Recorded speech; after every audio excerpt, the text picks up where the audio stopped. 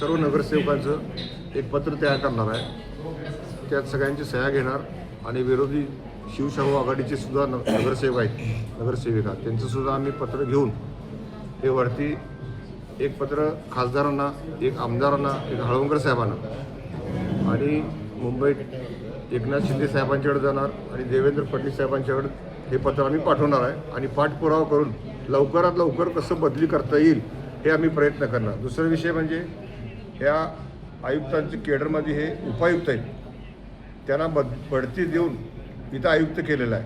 आमची मागणी काय असणार आहे, केडरमध्ये जाऊ दे आणि उपायुक्त म्हणून कुठेही त्यांना पाठवा. हे आम्हाला इचलकरंजीवर अजिबात नको आहे. हे हुकुमशाही पद्धतीनं जे कारभार करत आहेत हे आम्हाला अजिबात मान्य नाही आहे.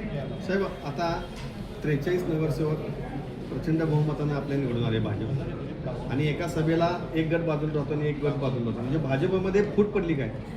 नाही, हे गट वगैरे काय नाही हो. हे भारतीय जनता पक्षाचे 43 नगरसेवक आहेत. हे आम्हाला हे विषय आम्हाला नामंजूर का करायचा आहे? महापालिकेला भुरदंड बसू नये आणि परिस्थिती नाही आहे महापालिकेची.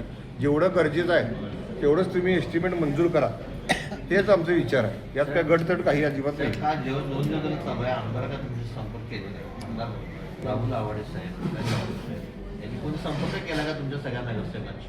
नाही, आमच्याशी तर काय संपर्क केलेला नाही आहे. बाकीचे काही नगरसेवकांशी जरी केले असले तरी आम्ही एकमताने निर्णय देणार. सगळीजण, तानाजी पवार साहेब आहेत, माने साहेब आहेत, मामा आहेत, अशोक स्वामी आहेत, सगळीजण आम्ही तुमच्यातल्या ते काही जण संवाद चालू होता, त्यातनं काय यश आलं?